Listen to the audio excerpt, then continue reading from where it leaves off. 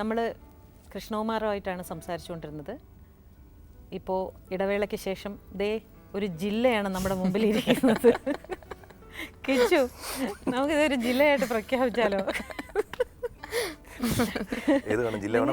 വേറെ ഒരു പണിയില്ലായിരുന്നു. പണിയില്ലാന്ന് ആരും പറയരുത് ചേച്ചി. അപ്പൊ അതിനെങ്കിലും നമ്മളെ കണ്ട് കൃഷ്ണകുമാർ ഇതായിരുന്നു മെയിൻ. പണിയില്ലാതിരുന്നു എന്ന് പറയത്തില്ലല്ലോ, അത് മതി. എപ്പോഴും എന്തെങ്കിലും ജോലി ഉണ്ടായിരുന്നു. എന്തായാലും 4 പേരും അമ്മയെ പോലെ തന്നെ സുന്ദരി കുട്ടികളാണ്. അപ്പൊ അച്ഛൻ എന്തോ കുഴപ്പമുണ്ടെന്നോ തോന്നുന്നു.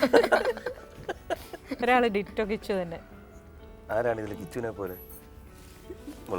അല്ല, അതിന്റെ ഒരു കാര്യമുണ്ട് ചേച്ചി. ഞങ്ങളിങ്ങനെ പണ്ട് കറങ്ങി നടന്നിട്ടുള്ള സമയത്ത് പലരും വിചാരിച്ചിരുന്നത് കൃഷ്ണകുമാർ സിസ്റ്റർ, എന്റെ സിസ്റ്ററാണ്. സിസ്റ്റർ അല്ലേന്ന് ചോദിച്ചു. ഞാൻ ആണെന്ന് പറയും. അത് ആരുടെയോ സിസ്റ്റർ. കിച്ചു ഒരു കാര്യം ചെയ്യണം, ഇനി പുറത്ത് പോകുമ്പോൾ സിന്ധുവിനെയും ബാക്കി 3 പേരെയും കൊണ്ടുപോകും. അത് മൂത്ത മോളെ മാത്രം കൊണ്ടുപോകണം. അപ്പൊ എല്ലാരും ചോദിക്കും സിസ്റ്റർ ആണോ സിസ്റ്റർ. അപ്പോഴായിരിക്കും മറ്റേ പരസ്യത്തിൽ പറയുന്ന മാതിരി അച്ഛാ എന്ന് പറഞ്ഞു. ഏത് സോപ്പാണ് അച്ഛൻ കഴിക്കുന്നത്? എന്താ നിങ്ങളുടെയൊക്കെ പേര്? അഹാന, ഇഷാനി, ദിയ. മോളുടെ പേരെന്താ? ഒന്നുകൂടി പറയണം. ഹൻസിക. ഹൻസിക. ഹൻസിക സുന്ദരി കുട്ടിയാണ്. Thank you. So sweet. പേടി തോന്നാറുണ്ടോ ഇങ്ങനെ 4 പെൺകുട്ടികളും ഒപ്പത്തിനൊപ്പം ഇങ്ങനെ വളർന്നു നിൽക്കുമ്പോൾ? ഇതല്ലേ ധൈര്യം. ഇപ്പൊ പെൺകുട്ടികളുടെ കാലമല്ലേ ചേച്ചി. അടുത്ത 100 വർഷം ഇവരുടെ കയ്യിലല്ലേ ഇരിക്കുന്നത്. സ്ത്രീകളുടെ കാലമല്ലേ. Very good. അതുകൊണ്ട് അതാണ് ധൈര്യം. കുറച്ച് കാലം കഴിഞ്ഞാൽ ചക്രത്തിന് ക്ഷാമം പറ്റില്ലേ ചേച്ചി. പിള്ളേരൊക്കെ ഏൺ ചെയ്യാൻ പോവില്ലേ. ഇപ്പോഴത്തെ ഏത് ഓഫീസിൽ പോയാലും എനിക്കൊന്നൊരു 30% സ്ത്രീകളാണ്. അപ്പോൾ ഇനി അങ്ങോട്ട് ഞാൻ എപ്പോഴും ആലോചിക്കും എന്തിനാണ് റിസർവേഷൻ ഒരു ആലോചിക്കുന്നത്. തെറ്റായിട്ട് തോന്നുന്നില്ല. ഞാൻ ചോദിക്കും സ്ത്രീകൾക്ക് എന്തിനാണ് റിസർവേഷൻ? കാരണം അവരുടെ അത്രയും പവർ, അവരുടെ പവറിനെ പറ്റി അവർക്കറിയാത്ത കൊണ്ടാണോ അവരങ്ങനെ പറയുന്നതെന്ന് തോന്നിപ്പോവും. ഞാൻ എപ്പോഴും പറയും അപാര പവറാണ്. പക്ഷെ ആ പൊസിഷനിൽ എത്തുമ്പോൾ അവരാ ലെവൽ ഹെഡായിട്ട് നിന്നാൽ സ്ത്രീകളെ വെല്ലാൻ ആരും. സ്ത്രീയുടെ ശക്തി തിരിച്ചറിയുന്നില്ല. എക്സാക്ട്ലി. അച്ഛനും അമ്മയൊക്കെ സംസാരിക്കുന്നതൊക്കെ കേട്ടല്ലോ അല്ലേ? അല്ല, പ്ലാനൊക്കെ ഉണ്ടോ ഫ്യൂച്ചറിലൊക്കെ ഇതുപോലെ ഇഷ്ടപ്പെട്ട ആളെ കല്യാണം കഴിക്കുള്ളൂ എന്നോ ഉണ്ടോ? വലുതാവട്ടെ എന്നിട്ട് തീരുമാനിക്കാം.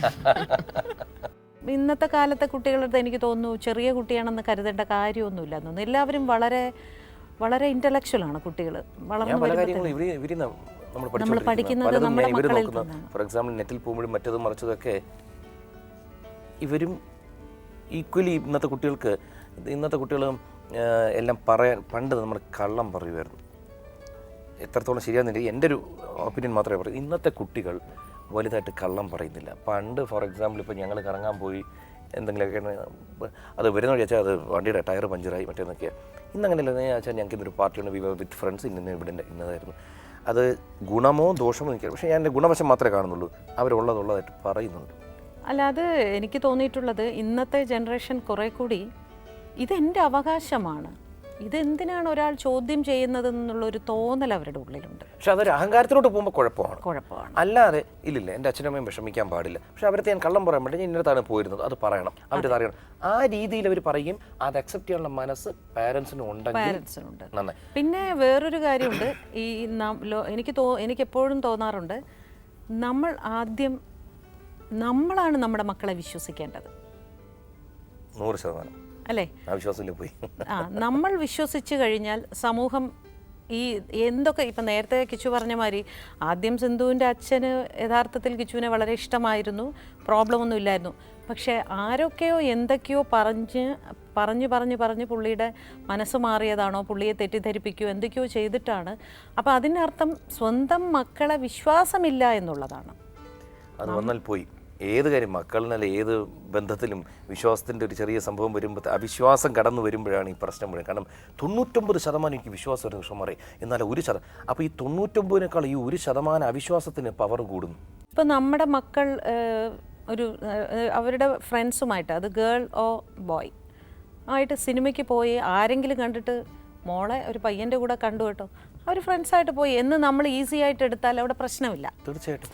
എന്നിട്ട് നമുക്ക് സ്വകാര്യമായിട്ട് ചോദിക്കാം ആരുടെ കൂടെയാണ് പോയതെന്ന്, അല്ലേ? നമ്മളിത് കേൾക്കുന്നതിന് മുമ്പ് തെറ്റിദ്ധരിക്കുകയും കുട്ടികളെ നമ്മൾ കൂടുതൽ ടോർച്ചർ ചെയ്യുമ്പോഴാണ് ഇവിടെ കൂടുതൽ പ്രശ്നം ഉണ്ടാകുന്നത്. മറയ്ക്കാൻ നോക്കും. ഇപ്പം ഇവരത്തും എനിക്കറിയില്ല. ഞാൻ എപ്പോഴും ആഗ്രഹിക്കുന്നു വെച്ച് കഴിഞ്ഞാൽ ഇപ്പം നമ്മളിവിടെ സംസാരിക്കും ഇതുപോലെയൊക്കെ തന്നെ. ഞാൻ ദേഷ്യം വരും, വഴക്കൊക്കെ കൂടുന്ന ഒരാളാണ്. അത് സ്ഥിരമായിട്ട് ഇപ്പോൾ ഇവളുമായിട്ടാണെങ്കിൽ പോലും ഒന്ന് ചെറിയ വോട്ടൊക്കെ കൊടുക്കാതിരിക്കാൻ പറ്റത്തില്ല. കാരണം എനിക്ക് എൻ്റെ അങ്ങോട്ട് ദേഷ്യം വന്നാൽ, കാരണം ഞങ്ങളുടെ രണ്ടുപേരും വെച്ചാൽ ഇവൾക്ക് ഇവളുടെ അഭിപ്രായം ഇവൾ പറയും, എനിക്കത് ഇഷ്ടമാണ്. സ്വന്തമായ അഭിപ്രായം ഉണ്ടാകുന്നത് എല്ലാവർക്കും നല്ലത്. പക്ഷെ ആ സമയത്ത് നമ്മുടെ ഈ ആണുങ്ങളുടെ ഒരു സംഭവമുണ്ട്, എല്ലാവർക്കും ഉണ്ടോ എനിക്കറിയില്ല, എങ്കിലും പൊതുവെ ഞാൻ കാണുന്നത് വെച്ചാൽ നമ്മൾ പറയും, ഞാൻ എപ്പോഴും പറയും, ഞാൻ പറയുന്നത് ചിലപ്പോൾ തെറ്റാണെങ്കിൽ പോലും 4 പേര് നിൽക്കുമ്പോൾ നീ അങ്ങ് സമ്മതിച്ചത് അത് കഴിഞ്ഞെടുത്ത് പറ. ഇത് ആ സമയത്ത് ചിലപ്പോൾ പറഞ്ഞു നിൽക്കും, എനിക്ക് അടക്കാൻ പറ്റില്ല. എനിക്ക് ശരിയെന്ന് തോന്നുന്നതേ എനിക്ക് ചെയ്യാൻ പറ്റൂ. അല്ലാതെ ഇപ്പം എന്നോട് ആര് പറഞ്ഞാലും എനിക്കത് അംഗീകരിക്കാൻ പറ്റില്ല. ഞാൻ പറയാം എനിക്ക് എങ്ങനെയാണ്, എനിക്കത് ശരിയാവില്ല, എനിക്ക് എൻ്റെതായ വ്യൂ ഉണ്ട്. അത് കിച്ചു പറയുന്നത് വീട്ടിൽ വന്ന് സ്വകാര്യമായിട്ട് പറഞ്ഞാൽ മതി എന്നാണ് ഈ പറയുന്നത്. ചേച്ചി മക്കളുടെ കാര്യം പറഞ്ഞ പോലെയാ. ഇപ്പം ഇവർക്കും എന്ത് വേണം, പക്ഷേ നമ്മൾ വീട്ടിൽ വരുമ്പോഴത്തെ ഇവരത്ത് പറയും ഇതാണ് ശരിയെന്ന് തോന്നുന്നു എനിക്ക്, എൻ്റെ ഒരു ഇത്. കാരണം എപ്പോഴും നമ്മൾ ഈ കുറച്ച് മക്കളെന്തായാലും ഒന്ന് ഈ ചിറകിനടിയിൽ വയ്ക്കണം ഒരു സ്റ്റേജ് വരെ. അത് കഴിഞ്ഞിട്ട് വിടണം എന്ന് തന്നെയാണ് എൻ്റെ ഒരു താല്പര്യം. അതുവരെ ഞാൻ പറയും ഇല്ല ഇതാണ് നല്ലത്, ഇങ്ങനെ പോയാലാണ് നിങ്ങൾക്കും ഞങ്ങൾക്കും നല്ലതെന്ന് തന്നെ പറയും. ബലം പിടിക്കില്ല ഒരു കാര്യത്തിൽ, പ്രത്യേകിച്ച് മൂത്തമ്മൾ വലുതായി അവൾക്ക് വളരെയധികം മനസ്സിലാക്കാൻ ഉള്ളൊരു ഇതുള്ളതായിട്ട് എനിക്ക് തോന്നാറുണ്ട്. അപ്പോൾ ഈ മൂത്തവൾക്ക് അങ്ങനെ ഉള്ളപ്പോൾ മറ്റുള്ളവരിലോട്ടും അത് പടരും. ഇതാണ് എൻ്റെ ഒരു കാൽക്കുലേഷൻ. എന്താ വെച്ചിരിക്കുന്നത്? മൂത്തവൾക്ക് അത് ഉള്ളപ്പോൾ എന്ന് പറയുമ്പോൾ ഇവർക്കേ അറിയുള്ളൂ ഇവരുടെ ഉള്ളിലൊക്കെ അവള് പറയുന്നത് എന്താണെന്നുള്ളത്. ഞാനല്ലേ കുറച്ചുകൂടി മൂത്തതെന്നുള്ളൊരു മൂപ്പ് കൂടിയൊന്നും ഇവൾക്ക് സംശയമാണ്. ഏറ്റവും ഇത്ര ഈ ഇതില്ലേ താക്കോല്ലത്ര ഉണ്ടെങ്കിൽ പോലും കളക്ടറിന്റെ പവറാണ്, എന്തൊരു സാധനം. ഈ അച്ഛൻ ഈ പറയുന്ന മാതിരി ഒരു ഫ്രീഡം തരുന്ന അച്ഛൻ തന്നെയാണോ? അത്യാവശ്യത്തിന്. ആണോ? റെസ്ട്രിക്ഷൻസ് ഒന്നുമില്ല? സംശയമുണ്ടോ അച്ഛന്? സംശയിക്കൂ? സംശയമൊന്നുമില്ല. അങ്ങനെ റെസ്ട്രിക്ഷൻസ് ഉണ്ടോ എന്ന് ചോദിച്ചാൽ ഡെഫിനറ്റ്ലി ഉണ്ട്. കുറച്ച് റെസ്ട്രിക്ഷൻ, കുറച്ച് ഫ്രീഡം. ഇഷ്ടമാണോ ഇങ്ങനെ റെസ്ട്രിക്റ്റ് ചെയ്യുന്നത്? അല്ല, അച്ഛൻ ഭയങ്കര സ്ട്രിക്റ്റ്. രാവിലെ എണീക്കണം, എക്സസൈസ് ചെയ്യണം, ഗാർഡനിൽ പോകണം, അത്യാവശ്യം കുറച്ച് പണി ചെയ്യണം, ത്രെഡ്മിൽ ചെയ്യണം, കഴിക്കുന്ന പാത്രം കഴുകണം, അങ്ങനെയൊക്കെ കുറേ. അച്ഛൻ ഇങ്ങനെയൊക്കെയാണ്. ബുക്സ് വായിക്കണം, എപ്പോഴും ടി വിയുടെ മുമ്പിൽ ഇങ്ങനെ വെറുതെ ടി വി കണ്ടുകൊണ്ടിരിക്കരുത്, കമ്പ്യൂട്ടറിലായാലും ഒരു ഞാനാണെങ്കിൽ ഇവരെന്നെ ശല്യം ചെയ്യാതിരുന്ന ടി വി എത്ര നേരം കണ്ടാലും എനിക്ക് കുഴപ്പമില്ല. ഐ മീൻ ഹോളിഡേയ്സിലൊക്കെ പഠിക്കേണ്ടപ്പോൾ പഠിക്കണം. ഞാൻ കുറച്ചുകൂടെ ഒരു ലീനിയൻ്റ് ആണ്. എന്ത് കാര്യത്തിനാണ് അച്ഛൻ റെസ്ട്രിക്റ്റ് ചെയ്യാറുള്ളത്? അങ്ങനെ വലിയ റെസ്ട്രിക്ഷൻസ് ഒന്നുമില്ല. ഉള്ളത് പറ, എനിക്കൊന്നും അറിയണമല്ലോ. രാവിലെ എണീക്കണം, അതൊരു വലിയ റെസ്ട്രിക്ഷൻസ് എന്ന് പറയാനില്ല. ഓക്കെ. അത്യാവശ്യത്തിന് നേരത്തെ കിടന്നുറങ്ങണം. എന്ത് ചെയ്യും ഇപ്പോൾ രാത്രി ഇങ്ങനെ നേരത്തെ കിടന്നുറങ്ങാതെ? ചാറ്റ് ചെയ്യുന്ന സ്വഭാവമുണ്ടോ? ഇല്ല, അത് രാത്രി ഒന്നുമില്ല, അത് സാധാ സമയങ്ങളിൽ. ഈ സാധാരണ മക്കളെ, അത് ആൺകുട്ടിയാണെങ്കിൽ പെൺകുട്ടിയാണെങ്കിൽ ഈ ചാറ്റ് ചെയ്യുമ്പോൾ ഈ അച്ഛനമ്മമാർ വന്ന് ഒരു ഒളിഞ്ഞു നോക്കുന്നൊരു സ്വഭാവമുണ്ട്. അതെല്ലാ അച്ഛനമ്മമാർക്കുള്ളതാണ് അമ്മയും വരാറുണ്ട് അല്ലേ? ഞാൻ ഒളിഞ്ഞില്ല, ഞാൻ നേരെ തന്നെ പിരിക്കും. കാരണം എന്നറിയോ, ഇതിനകത്ത് അല്ല വേറൊന്നുമില്ല, ഇതൊന്നും അബ്സല്യൂട്ട്. കാരണം ഇന്ന് കമ്പ്യൂട്ടർ യുഗമാണ്, അവരതിൽ പോകണം, അത് വേറെ കാര്യം. പക്ഷെ പല കാര്യങ്ങളും അറിയാതെ പോപ്പപ്പ് ചെയ്ത് കയറി വരും. ഇന്ന് ആ കുട്ടികൾക്ക് ആ സംഭവം ഹാൻഡിൽ ചെയ്യാൻ അറിയില്ല. അറിയാവുന്ന പ്രായമായിക്കുമ്പോൾ അബ്സല്യൂട്ട് നോട്ട് ആൻ ഇഷ്യൂ. ഇന്ന് നമ്മുടെ എവിടെയും പറയുന്നൊരു സംഭവം, സെക്സ് എന്ന് പറയുന്ന സംഭവം വരുമ്പോൾ വലിയൊരു ഇഷ്യൂ ഉണ്ടാവാറുണ്ട്, അത് ഭയപ്പെടുത്തിക്കൊണ്ട്. അപ്പോൾ ഇതെന്താണെന്ന് അറിയാത്ത ഈ പ്രായത്തിൽ ഇവരെ, ഈ പെൺകുട്ടികളെ, ഈ ഏത് പ്രായത്തിൽ ആൺകുട്ടികളെ ചൂഷണം ചെയ്യുന്നൊരു വലിയ വിഭാഗമുണ്ട്. കാരണം നമ്മളിതെല്ലാം കടന്നു വന്ന് അതിനകത്തോട്ട് ഇവർ പോകാതിരിക്കുക. കാരണം ഞാൻ ഒളിഞ്ഞു നിന്നിട്ടില്ല, ഞാൻ നേരെ പോയി ചോദിക്കും ആരത്തല്ല ചാറ്റ് ചെയ്തുകൊണ്ടിരിക്കുന്നത്, എനിക്കത് പ്രശ്നമല്ല, ഇത് ബോയ്സ് ആണോ ഗേൾസ് എനിക്കിത് ഇഷ്യൂ അല്ല.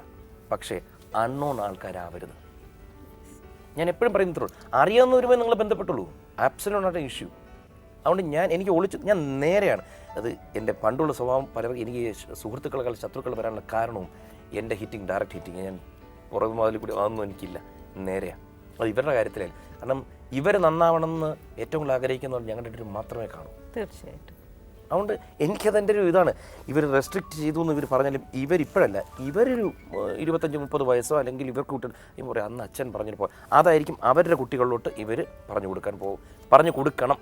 അതെ, അതിൻ്റെ ചില നിർബന്ധങ്ങളാണ്. അത് ഇന്ന് ഇവർക്ക് റെസ്ട്രിക്ഷനായിട്ട് തോന്നിയാൽ പോലും എനിക്കതിൽ പ്രശ്നമില്ല.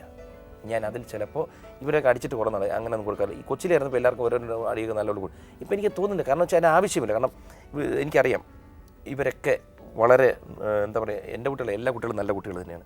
എനിക്കിവരെ കൂടുതൽ അറിയാവുന്നുണ്ട് പറയുന്നു.